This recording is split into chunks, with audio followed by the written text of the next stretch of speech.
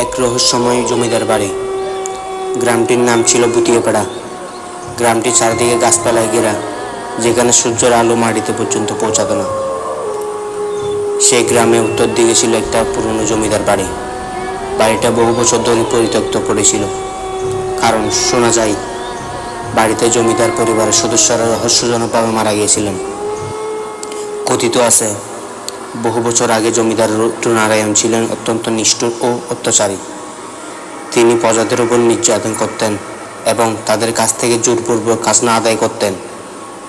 একদিন এক দরিদ্র কৃষক খাজনা দিতে ব্যর্থ হলে জমিদার তাকে নির্মমভাবে হত্যা করেন। সেই কৃষকের স্ত্রী এবং একমাত্র সন্তানকে নিয়ে জমিদারের সামনে এসে বলছিল, তুমি আমার স্বামীকে মেরেছ, একদিন তোমার পরিবারও এই বাড়িতে অভিশপ্ত হবে। সেই অভিশাপের পর থেকে বাড়িতে অদ্ভুত ঘটনা ঘটতে শুরু করে। জমিদার রুদ্রনারায়ণের একমাত্র ছেলে রাজীব এক রাতে অদৃশ্য কারো দ্বারা আক্রমণের শিকার হয় এবং কয়েকদিনের মধ্যে মারা যায়। জমিদার নিজেও অল্প দিনের মধ্যে রহস্যজনকভাবে প্রাণ হারায়। এরপর থেকে বাড়িতে জনশূন্য হয়ে যায় এবং ভূতের গল্প পুরো গ্রামবাসীর কাছে ছড়িয়ে পড়ে। বছরের পর বছর পরিত্যক্ত অবস্থায় পড়ে থাকার পর একদিন শহর থেকে একদল তরুণ তরুণী ঠিক করল তারা সেই জমিদার বাড়িতে এক রাত কাটাবে।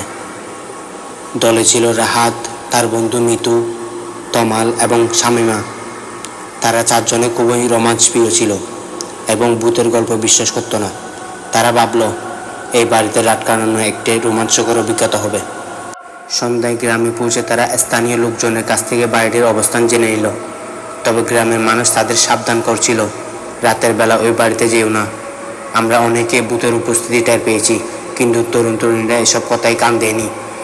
রাতে তারা টর্চ লাইট এবং ক্যামেরা নিয়ে জমিদার বাড়ির দিকে রওনা দিল।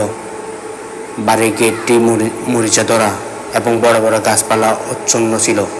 ভিতরে ঢুকে তারা দেখল চারপাশে অন্ধকার এবং নীরব। ঘরের দেওয়ালে কালো দাগ, ভাঙাচোরা আসবাবপত্র এবং ধুলায় ঢাকা সব কিছু।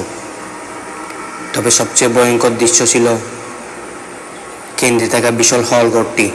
তারা হল ঘরে এসে বসে পড়ল এবং গল্প গুজব করতে শুরু করলো। রাহাত তার ক্যামেরা চারপাশে ছবি তুলতে লাগলো। হঠাৎ ক্যামেরার পর্দায় মিতু দেখতে পেল একটি সাদা ছায়া তার পিছনে দাঁড়িয়ে আছে। মিতু ভয়ে চিৎকার করে উঠল, কিন্তু পিছনে ঘুরে কাউকে দেখতে পেল না। সবাই ভেবেছিল হয়তো মিতুর একটা কল্পনা। কিছুক্ষণ পর শামিমা বলল, আমার মনে হচ্ছে কেউ আমাদের দেখছে। তমাল মজা করে বলল, ভূতরা আমাদের দেখে মজা নিচ্ছে বুঝি। ঠিক তখনই বাড়ির উপর থেকে বাড়ির পায়ে আওয়াজ শোনা গেল। সবাই থমকে গেল। রাহাত বলল, চলো উপরে গিয়ে দেখি কি আছে।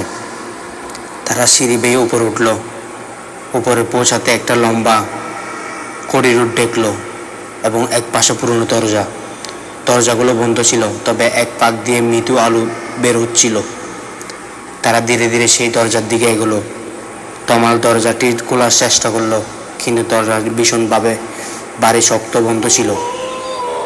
তখন ভিতর থেকে একটা কণ্ঠস্বর শোনা গেল, আমাকে মুক্তি দাও, আমাকে মুক্তি দাও। শামিমা বয়ে তমালের হাত চেপে ধরল। রাহাত দরজা ফাঁক দিয়ে ক্যামেরা ঢুকিয়ে ভিতরে ছবি তুলল। ক্যামেরায় সেই দেখতে পেল একটি অদ্ভুত মুখ ঝুঁকে আছে, যার চোখ দুটি অস্বাভাবিক লাল। বয়ে কাঁপতে কাঁপতে দৌড়াতে শুরু করলো। সিঁড়ি দিয়ে নিচে নামার সময় মিতু হঠাৎ পা পিছলে পড়ে গেল। তমাল তাকে তুলতে গিয়ে দেখল মিতুর একটি শীতল হাত আঁকড়ে ধরেছে। রাহাত দ্রুত টর্চলাইট দিয়ে আলোর দিকে তাকিয়ে দেখল একটা বিপন্ন মুখ মিতুর পা ধরেছে। তাদের আর দেরি করা ঠিক হবে না, এই ভেবে সবাই দরজা বন্ধ করে ছুটতে শুরু করলো। কিন্তু তারা দেখলো বাড়ির প্রধান দরজা ভিতরে বন্ধ হয়ে গেছে। শামিমা জোর ধরে চিৎকার করলো, আমরা আটকে পড়েছি, কেউ আমাদের সাহায্য করুন। ঠিক তখনই ঘরের কোনো একটা ছায়া মূর্তি ধীরে ধীরে এগিয়ে এলো। সে মূর্তি ছিল জমিদার রুদ্রনারায়ণ। তার বিকৃত মুখ দিয়ে সে বলল, তোমরা আমার বাড়িতে প্রবেশ করেছ, এবার এর মূল্য দিতে হবে।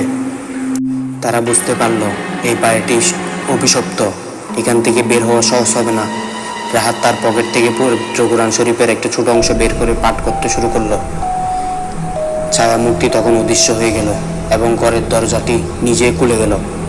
তারা দূরে বাইরে বেরিয়ে এলো। বাইরে এসে তারা দেখলো আকাশে চাঁদ উজ্জ্বলভাবে জ্বলছে, চারপাশে পাখির ডাক শোনা যাচ্ছে। রাহাত বলল, এই বাড়িটা সত্যিই অভিশপ্ত, আর কখনো এখানে আসবে না। পরের দিন সকালে তারা শহরে ফিরে গেল এবং সে অভিজ্ঞতার কথা সবাইকে জানালো, কিন্তু বাড়িটির রহস্য আজ অমীমাংসিত রয়ে গেল। কেউ এখানে বিশ্বাস করতে চায় না যে জমিদার রুদ্রনারায়ণ আত্মা এখনো বাড়িতে ঘুরে বেড়ায়, প্রতিশোধ নেওয়ার অপেক্ষায়। গল্পটি কেমন লাগলো বলবেন। গল্পটি ভালো লাগলে আমাদের চ্যানেলটি সাবস্ক্রাইব করবেন।